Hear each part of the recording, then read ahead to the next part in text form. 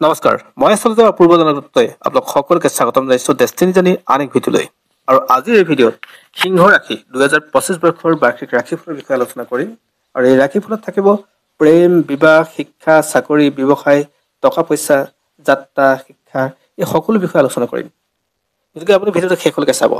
আৰু ভিডিঅ'টো আৰম্ভ কৰাৰ আগত আপোনালোকৰ এটা সৰু অনুৰোধ, যদি ফেচবুকত আমাৰ এই ভিডিঅ' প্ৰথমবাৰ কাৰণে চাইছে তেনেহ'লে পেজটো ফ'ল' কৰি ৰাখিব, আৰু ইউটিউবত যদি চাইছে তেনেহ'লে চেনেলটো ছাবস্ক্ৰাইব কৰি কাষত থকা বেল আইকনটো প্ৰেছ কৰিবলৈ নাপাহৰিব, যাতে অনাগত দিনত আমাৰ এষ্ট্ৰলজি ভিডিঅ'সমূহ আপুনি সহজে পাই থাকে। আৰু এই ভিডিঅ' বিভিন্নজনলৈ শ্বেয়াৰ কৰিবলৈ নাপাহৰিব। আপোনাৰ বন্ধুবৰ্গৰ শুভাকাংক্ষী গোটেই বছৰটোৰ কাৰণে কিছু কথা গম পাব পাৰিব।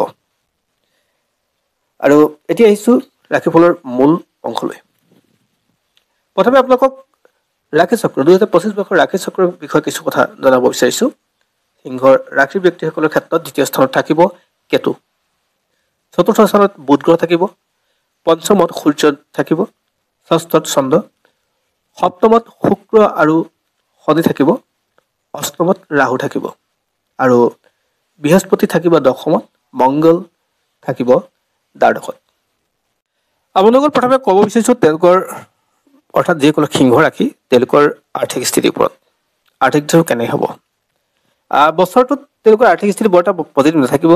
পইচা আহিব আৰু যাব, মানে তেওঁলোকৰ সঞ্চয় ক্ষমতাটো ক'ৰবাত কমি যাব। অপৰচুনিটি পাব, পইচা অহাৰ বাটো মুকলি হ'ব, কিন্তু তেওঁলোকৰ ক্ষেত্ৰত সঞ্চয় ক্ষমতাটো কমি যাব, যাতে আৰ্থিক দিশটো অৰ্থাৎ দুৰ্বল হ'ব। এয়া তেওঁলোকৰ ক্ষেত্ৰত আৰ্থিক দিশৰ অৱস্থা এনেই হ'ব। আৰু যিসকলৰ চাকৰি প্ৰত্যাশী আছে তেওঁলোকৰ ক্ষেত্ৰত কিছু কষ্ট হ'ব।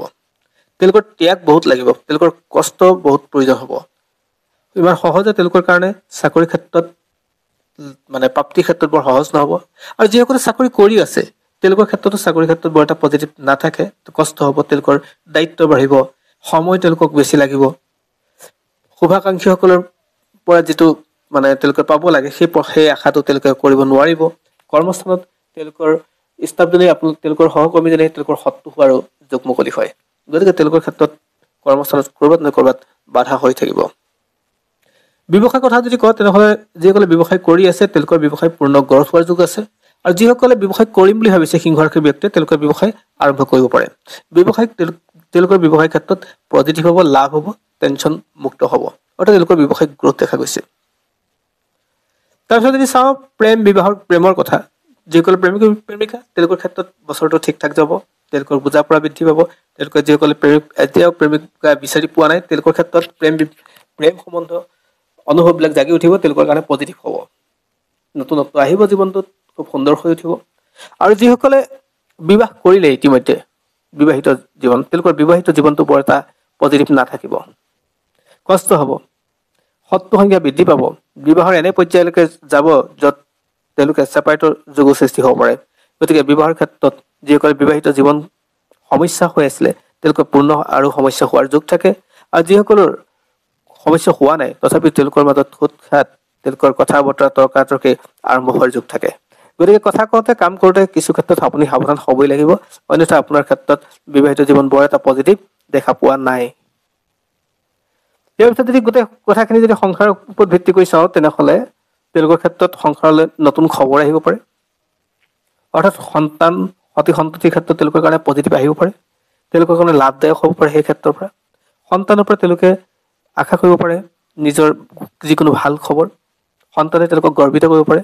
তেওঁলোকক সন্তানে বা আপুনি যদি কাৰোবাৰ সন্তান হৈ আছে আপোনাৰ পৰা পাবলগীয়া হয় তো তেনেহ'লে ডেফিনেটলি আপুনিও তেওঁলোকক গৰ্বিত কৰিব পৰা খবৰ দিব পাৰে।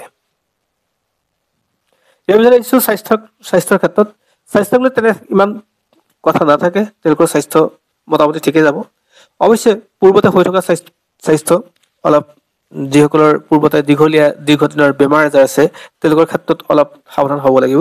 অন্যথা নতুনকৈ বা তেনেকুৱা ধৰণৰ বৰ এটা বিশেষ ডাঙৰ বেমাৰ নহয়, সৰু সুৰা বেমাৰে তেওঁলোকক অৱশ্যে সৰু সুৰা বেমাৰ সকলোকে চুই যাবই। পানী লগা, জ্বৰ উঠা, এইবিলাকতো কঁকাল বিষ এইবিলাকেতো থাকেই। কিন্তু সহজে বৰ এটা জটিল সমস্যাৰ কাৰণে পইচা খৰচ কৰিবলগীয়া কথাটো আপোনালোকে চিন্তা কৰিবলগীয়া কথা নাথাকে বছৰটোত। গতিকে সেই ক্ষেত্ৰত স্বাস্থ্যক লৈ আপুনি অলপ সচেতন হ'লে ভাল হ'ব। অৱশ্যে বৰ টেনশ্যনো ল'বলগীয়া কথা নাথাকে।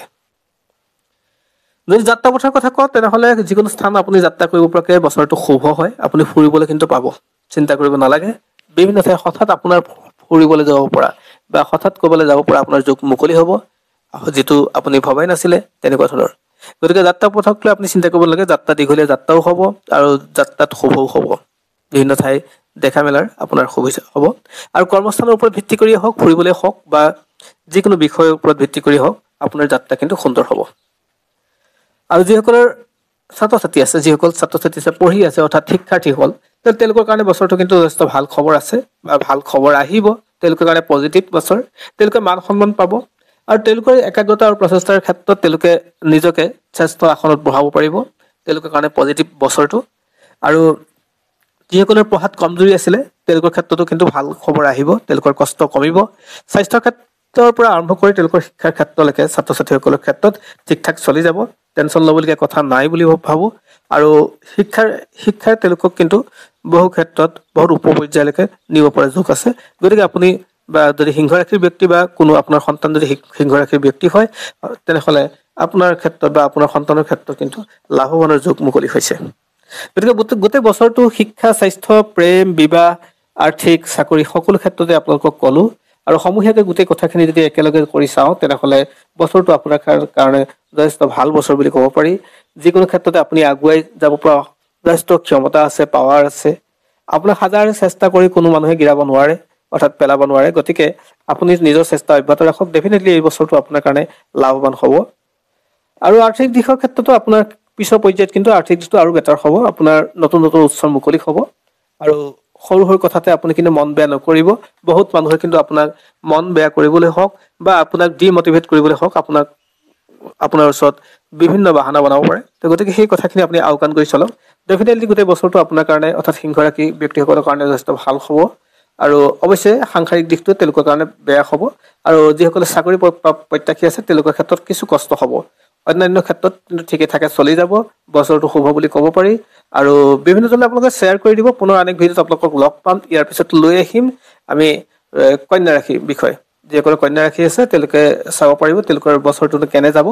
আৰু ধন্যবাদ তেতিয়ালৈ।